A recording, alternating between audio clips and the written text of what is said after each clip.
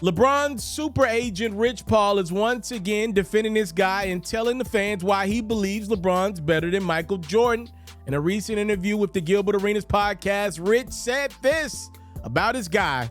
He said, Mike transcended the game. When Kobe came, Kobe was a silhouette of Mike.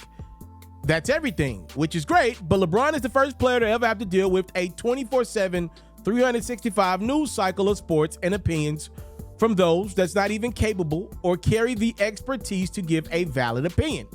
In addition to, I'm not going to really do it how y'all want me to do it. I'm probably going to decide how I want to do it. We all know that doesn't go over well, right? And so then you have this environment in sports society that's created, and so now you have to root against him. That's a whole other thing. Mike never had to deal with that because the hardest critic he had was probably Peter Vesey.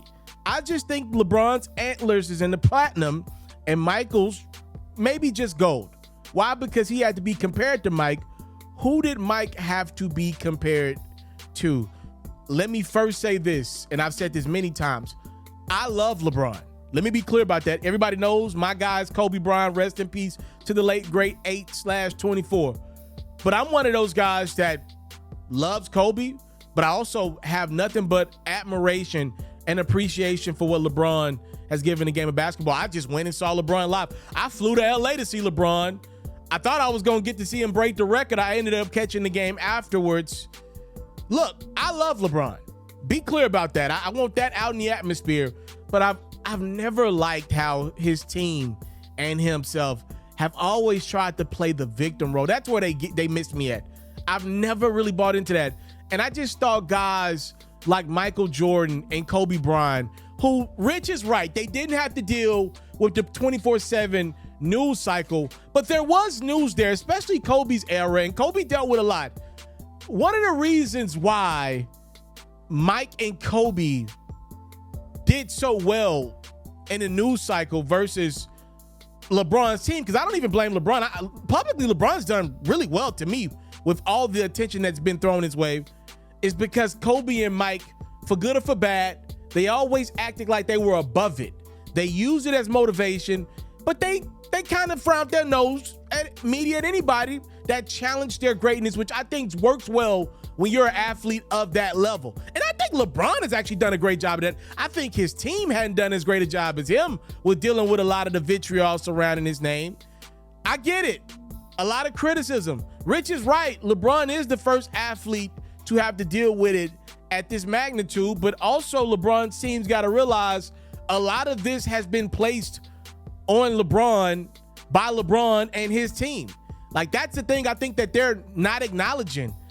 Did the fans and social media force LeBron to televise his decision when he decided to leave Cleveland and go to Miami? Was it the fans that said they're going to win not 1, not 2, not 3, not 4, not 5, not 6 championships?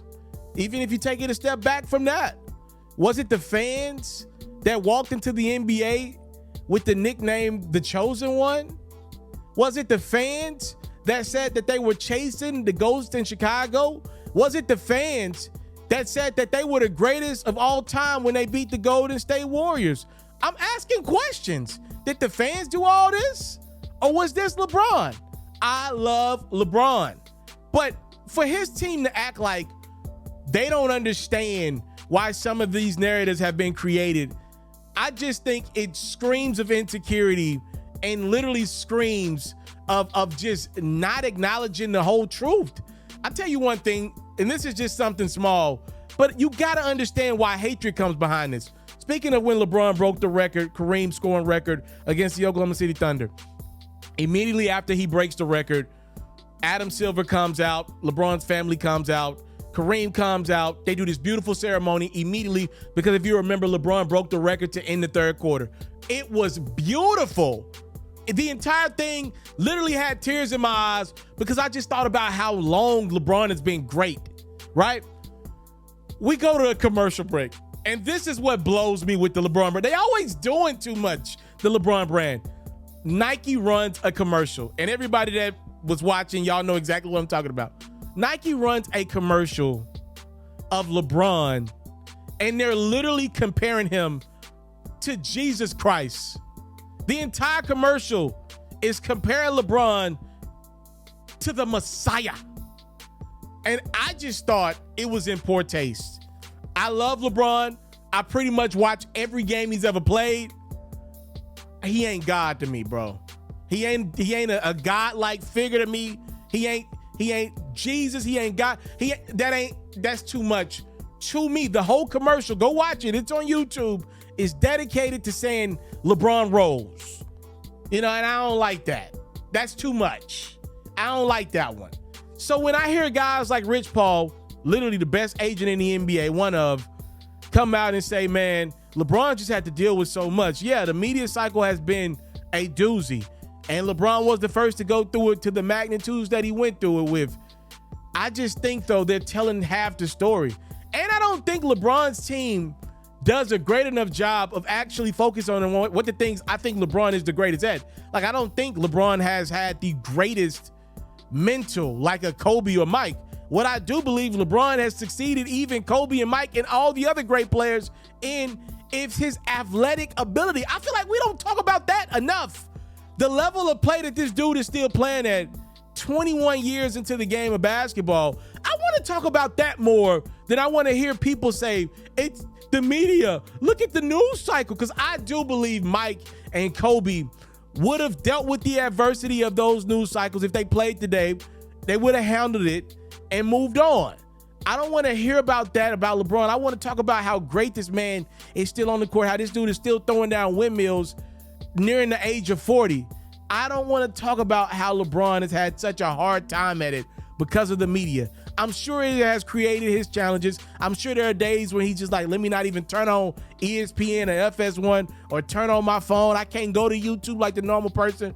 But man, he's been rewarded for that. Is that the price of being considered one of, if not the greatest basketball players of all time? What's up, everybody? It's yours truly. I'm the one and only. I'm your boy, Pharaoh. If you are enjoying the great quality content, make sure you put yourself in position to get more of your boy. For music news, updates, and commentary, make sure you're following and subscribe to me on Facebook and YouTube at It's Mr. Telepharaoh.